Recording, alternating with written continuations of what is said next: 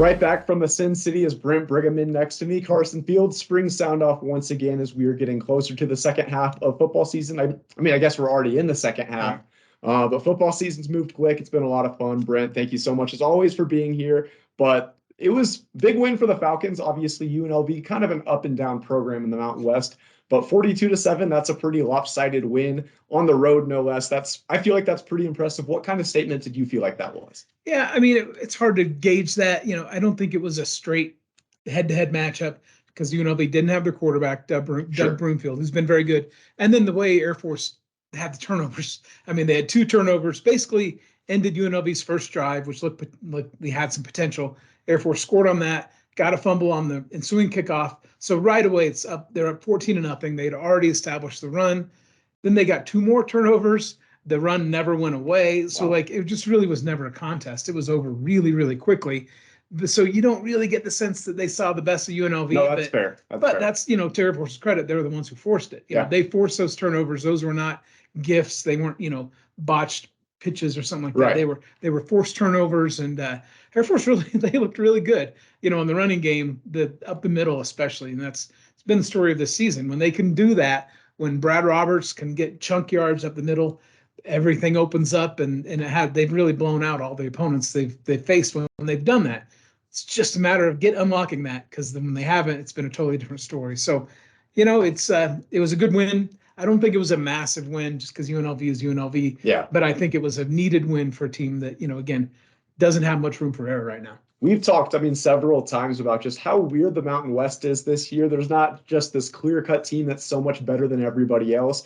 After kind of a rocky start to Mountain West play, though, just how big do you think that win is, even if it is against a UNLV team that's been up and down, just for that conference race? No, you're right. And you can look at the scores every Saturday. There's never one that surprises you anymore. No. CSU could beat Boise State and be like, I see that. Because there's just no team right now that is so much better or worse than everybody else. Even the bottom teams can still jump up and bite some. So there's so little clarity. And that's really, the big thing going into this week. Yes, there was a sense of urgency against UNLV. There will be a sense of urgency against New Mexico and CSU. But this is the one that can really make or break the season, because Air Force does have those 2 losses. But you'd really look at the standings. The teams that have the most realistic, chances in the Mountain Division right now are Air Force, especially Boise State at 3-0, and Wyoming, which already owns a loss or a win over Air Force. Boise State and Wyoming are still going to play. So one of those teams will have another loss. So let's assume Boise State beats Wyoming. That puts Wyoming at 2 losses. Air Force already has the 2 losses. If Air Force beats Boise, that puts Boise at 1 loss. They would just need 1 loss somewhere down the road, which may sound, they're 3-0 and all the wins by 3 touchdowns. But this is also a team that lost to UTEP, lost to not a great Oregon State team. They're vulnerable this year. So if Air Force can win this game, they're right back in the thick of things, needing some help, but right back in the thick of things to where their games were going to really matter. But if they don't, that's the big thing. That pretty much, for all intents and purposes, knocks them out of the conference race. It also sets up the next game at Dallas against Army as really the last big game on the schedule. Because even if they, no matter what happens there, that's going to be a big game. But after that, then they're just left playing out the string to get into a bowl game that will probably be Air Force against, another not outside, group of 5 team. Yeah. That's just, for a fan base that's now used to playing Washington State, Colorado, Louisville, the bowl game, if you're playing Central Michigan, Eastern Michigan, whatever, right. It's not going to be the same. And so really you look at this, if they don't win this week, their season all culminates with that Army game. And then they have 4 more games on the schedule that are really just going to be afterthoughts, if you're not within the program. So that really highlights the importance of Saturday against Boise. Well, you touched on how important this game is, but Boise State, this is a team that was in shambles after a few weeks of the season, fired their offensive coordinator. Looked like this was a team that might even struggle for bowl contention, but now they've really turned it around. Honestly, they might be the front runner for the conference, like you said. Just What has been huge as far as them turning around their season? Well, I think obviously the move at offensive coordinator, bringing in a former coach in Dick Cutter, and giving him the reins in a really weird situation where it's definitely just as an interim basis. He's not involved in recruiting. He has no aspirations of staying beyond this year. It was just to come in and help rescue the team this year, and he's done it. And they've done it behind a freshman quarterback in Taylor Green, who's Troy Calhoun is funny the way it's so hard to get him to talk about his own team. But you talked about this week's opponent, and it is always the loftiest of terms. Last week it was comparing UNLV's running back to Derrick Henry, and on this week it was Taylor Green as Vince Young, and Troy Calhoun was specific enough to say, he was with the Houston Texans as the offensive coordinator in 07 or 06 when Vince Young's rookie season in Tennessee, and they played at Houston. And that was when Houston had not taken him number 1 overall. And then Vince Young went number 3. He played there. They beat Calhoun's Texans. So he remembered that game, remembered the stature. But when you look at their sizes, they're both 6'5", 220-ish quarterbacks who can run, can do some stuff with their arm. But I think they're really, everything comes off the legs first. And it's that kind of guy in Taylor Green. And it's just funny to hear Troy Calhoun talk about that. I do think it's not a horrible matchup for Air Force, though, because they're most susceptible to those quick quarterbacks who can also really burn you with their arm. We haven't seen that from Boise State yet since they made that transition. He's been very good in unlocking things on their offense and just helping them control the ball, which makes their defense that much better. It basically helps unlock all the weapons around him. But it's not, it's not one of those guys who's going to drop back and burn you, which Air Force really struggles with. So, and they see running quarterbacks, Army, Navy every year, and a couple others sprinkled in. So I think it's a matchup that works well for Air Force, but I can see how it's helped Boise State turn around their season. But again, to hear Troy Calhoun talk about it, this is Vince Young coming to Falcon Stadium. I don't think it's quite Vince Young yet, but I can see there's a similar size, skill set, that kind of stuff. But I wanted to hear him say that. No, interesting. Well, just looking back at the UNLV game, we talked about how it was a stark contrast from some of those sluggish wins, like the Navy game, even some of their losses a little more sluggish. I mean, winning by 35 points, regardless of who it is, that's kind of a statement. What kind of confidence do you think that gives the Falcons heading into this very important matchup? I do think that is a variable, because I think you needed to just see, okay, we still are this offense that can put up big points. And again, because they had that going up the middle, suddenly John Lee Eldridge on the edge, he ran for a 60-yard touchdown. They didn't unlock the passing game at all. They had one completion, but they saw that those weapons were going to be there if they needed them. And they got a lot of guys back, which is so huge. Zach Larrier, DeAndre Hughes, some skill guys in the backfield. I think that was just a mental hurdle they had to get over, was, do we have the right guys in place? And now they know they do. But I think they just needed to get back on track, because then the confidence factor, they beat Boise State last year. You look over the last 8 years, they beat them 4 times. Nobody else in the conference can say that. Air Force really generally has matched up well. And I think they know that. And then playing at home, Air Force is 40-9 at home over the last 9 seasons. 40-9. I mean, that's ridiculous. That's almost Alabama type good. So that's what Air Force is in Falcon Stadium. So when you have that confidence that you're good at home, no matter what you do, you match up well historically against Boise, including last year, and then you come off a game where you're like, okay, we're us. We're doing our thing.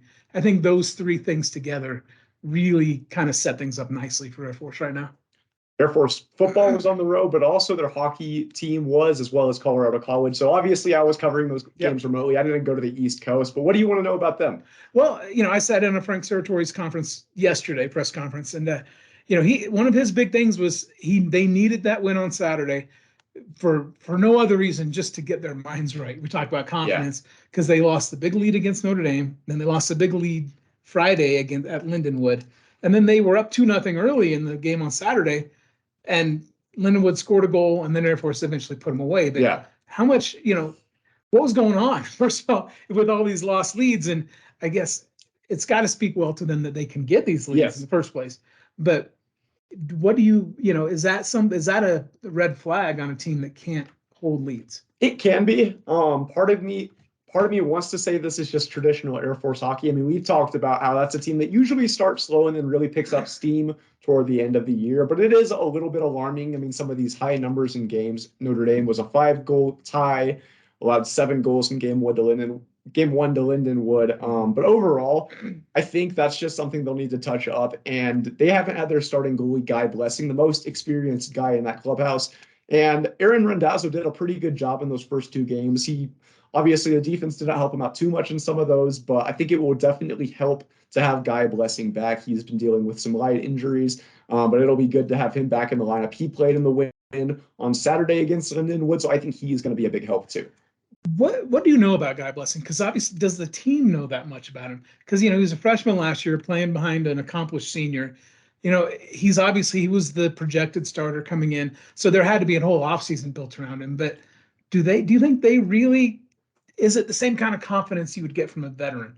Maybe not as much. I mean, he did get some work in last year. I think he played around 13 games. So he wasn't the majority starter last year. Obviously, that's the one position that did see turnover this year, but he has some experience. And I would assume he's definitely has a pretty good reputation in the clubhouse.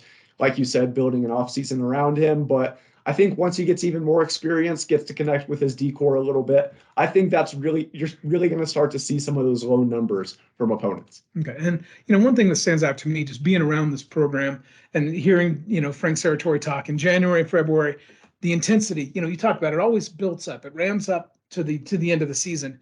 But this is a conference game now, that by the end of the season, that's when they're playing these intense games, chasing points, trying to jockey for position. These games played this weekend are going to mean just as much as those.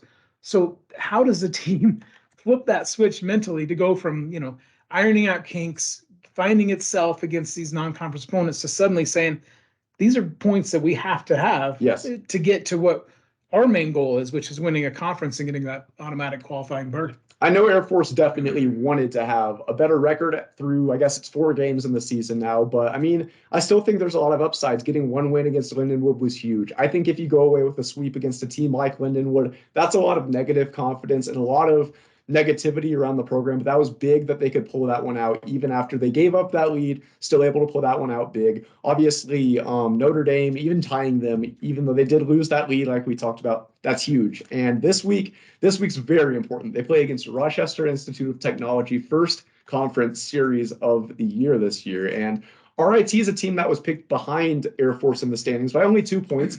That's a pretty consistent program, but they need to at least win one of these games, I think. Obviously, conference standings are very important. I think AHA might be a 1-bid league in the NCAA tournament this year. So getting any points you can in conference is just huge. And RIT, though, they're 3-1 entering this first season. A lot of good things happening. They swept Army most recently. So I think they'll need to play their best hockey to get one or get a sweep of the Tigers this week. Okay. And not really a question here, more of an observation. Lindenwood, first year as a D1 program. It was, Frank said this, and it's just interesting to see in the modern college landscape how quickly, an expansion team can suddenly step up and compete, and apparently they had played even tougher competition than Air Force in their first games and were right in those games, and then they split with Air Force. Like, it's just interesting to see that, it's not like it used to be where you had, you jump a level and you've got to take a while to get acclimated and get this right. Now with the transfer portal and everything else, it's just, and, you see that in college football. James Madison made the jump up now. They're in the top 25. It's just, or they were in the top 25, I guess, before losing last week. But it's just interesting to see how, and we talked about that last week with UNLV's climb. Things, you don't have to slow cook anymore. You can microwave this stuff and get it done fast. So, speaking of which, have you seen anything with CC yet to indicate that the kind of the quick turnaround, not turnaround, but they've been in this rebuild or this climb mode for so long? Is there any indication that they're turning that corner, or do you still think might be more of that? Well, I'd say week 1 was 2 steps forward. This last weekend was 1 step backward. They got swept by St. Lawrence on the road, and from both post-game pressers that Coach Mayotte did, he wasn't very pleased with his team's effort. Defense was kind of a struggle, even in those wins against Anchorage. That kind of stuck with them on the East Coast. But I think there's still a lot of promise with this team, and I think he's still very high on his guys. A lot of very talented youngsters. I don't know how their first road trip really went, if they settled into it.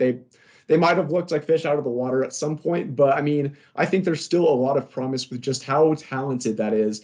They obviously still need to settle in a little bit to the college hockey landscape. Obviously, junior hockey, a very high level of hockey, but college is another game. So I think part of it might just be growing pains, and it'll be interesting to see what they do on the road again this weekend. Yeah, and what is that again this weekend? They go to Arizona State, and that's a fairly Arizona. You know all about this. Did you ever cover any hockey at Arizona? A little bit. I did more broadcasting stuff with them, like play-by-play and stuff like that. It's that program has changed a lot since I was a student there, though. They were brand new to Division I hockey. They were a club team for a bunch of years, but they moved up when I was a student there. And they've gotten a lot better. They made one NCAA tournament a couple of years ago, and they've been on the cusp a couple of times since. They have a brand new arena, kind of like CC does with Robeson Arena. They have Mullet Arena in Tempe, which is a beautiful facility. The Arizona Coyotes of the NHL actually play there now, which that just speaks to how nice that facility is. So it'll be a raucous arena. It sounds like Sun Devil Nation's really been feeding into its program there. So that'll be a fun one. They're receiving votes in the rankings, so that's a good team. If they could get one win against the Sun Devils, I think that would be a big step for Colorado College. That's interesting. Like, how has the culture of Arizona State adopted hockey? You know, obviously, you don't associate with the desert with hockey. No, sure. But, you know, is it still a niche thing, or is it a mainstream? What's it like having been there? Well, it's interesting because obviously you don't think of Arizona with how hot it is year round as you do Pennsylvania, New York, some of these bigger hockey states, but there's a very big junior hockey, high school hockey setting in the Phoenix area. You'd be surprised. It's kind of weird. But as far as Arizona State, I think getting the new arena was huge. Before that, they were playing at Oceanside Ice Arena, which is, I mean, it's like a mom and pop rink. So going from that to an NHL venue, it's quite the step up for them. And I think seeing that will help them get more fans and will help really a lot of the recruiting, performance on the ice, some big factors for winning hockey games. And that'll be 2 weekends in a row on the road for 2 weekends on the road, and then they'll return next weekend for the Air Force Series. Oh yeah, that's right. Which is a home and home, right? One home and home, yeah. CC. Yeah. So that'll be very interesting. Yeah, no, we're right in the thick of things already with hockey too. And I know college basketball getting ready to start up. Air Force is doing their media day this week with the Mountain West. So much college sports getting going while we still have high schools and everything else. But give us something to talk about other than the Broncos. Oh my gosh, definitely. But yeah, I think the big thing this weekend is Air Force football. I think that game against Boise State it should be a big draw. It should be a really good game too. Yeah, it should be a good game. Good draw. 5 o'clock start. It's supposed to be a high of 72 on Saturday. Beautiful. So ideal conditions. It would be nice. You know, I mean, yes, I'm unbiased, but I still want to see a nice turnout because, you know, I'm a resident of Colorado Springs. I'm a fan of college football. Yes. I think it would just be a nice day for people to come out and check out probably the best 2 teams in the Mountain West. I mean, honestly, by the time it's all said and done, I mean, yes, Air Force has some losses that are kind of head scratching, but still 5-2. They've gotten some nice wins. And Air Force is actually favored against Boise State. Are they really? Okay, I didn't see that. It's weird to think that if Boise State wins, they're upsetting Air Force. That doesn't seem right. It's a weird mindset to get into, but that's where we are. For sure. Well, Brent and I, like we touched on, a very exciting time in college sports. It's ramping up. But before we go, I want to talk a little bit about local professional sports. And joining me right now, we have Hugh Johnson to talk about the Colorado Springs Switchback FC. Hugh, so glad you can make your debut with us. Hey, thanks for having me, Carson, man. It's good to be back in the studio. I was back in here a while back, and it's good to be back and covering stuff with you. Wanted to talk a little bit of Switchbacks. Big game this weekend. No, for sure. You touched on that. Glad you're back. But the Switchbacks have had a really strong season and actually host a playoff game this week against Rio Grande Valley. What's just the significance of having a game like that? Well, I mean, it's the second home playoff game for the Switchbacks in club history. It's the first at the new Widener Field downtown, which was opened back last year. It's just the capstone of what's been a really great season for the Switchbacks. 17 wins went back in their past seasons. I think that's the highest win total they've had ever in club history, along with the most points, 55 points. So it's going to be a really good time just to get the details out there. It is Switchbacks against Rio Grande Valley Toros FC. Kickoff is at 6:30 Mountain. Well, Hugh, just first, I mean, we talked about this game and how significant it is, but what's the format of the USL Championship? I feel like a lot of people might not know. Yeah, that's a great question. The playoff format is not, it's exactly the same actually as the NFL. at the way they do it now. 7 teams from each conference go. The number 1 seed in the West, that's going to be San Antonio. They get the bye. Then the matchups are 2 versus 7, 3 versus 6, 4 versus 5. The Switchbacks are the 3-6 matchup. Rio Grande Valley is the 6 seed. If the Switchbacks were to win, they're obviously the 3 seed advancing. It gets reseeded. So the number 1 seed, San Antonio, takes the lowest seed coming out of the quarterfinal round. The Switchbacks could potentially earn another home playoff game if the number 2 seed, San Antonio, were to fall, or San Diego Loyal SC, were to fall to their opponent, Oakland Roots SC. I think that would mean that the Switchbacks would get another home playoff game. No, for sure, for sure. And I mean, there are a lot of factors that go into winning a playoff soccer game. But I mean, just straight up, do you see them advancing? And if so, how do you see them doing it? Short answer is going to be yes. I do see them advancing, but it's not a super confident yes. It depends on it. As of late, it's kind of been which Switchbacks team are you going to get? The reason why I'm going with a yes here is because Colorado Springs, they've always shown up in the big moment. A few weeks back when they started their homestand, I think it was at the end of August, they were in danger of losing their third seed spot they have now in the USL Championship Western Conference. And Tampa Bay Rowdies came to town. That's one of the biggest clubs in the East and one of the best clubs in the East. And the Switchbacks beat them 1-0. They went off to rattle off 3 1-0 victories in that time. And so you come back now to this victory against El Paso. Haji Berry is gone. He's in Egypt with a new club. I saw that. They lose their biggest player.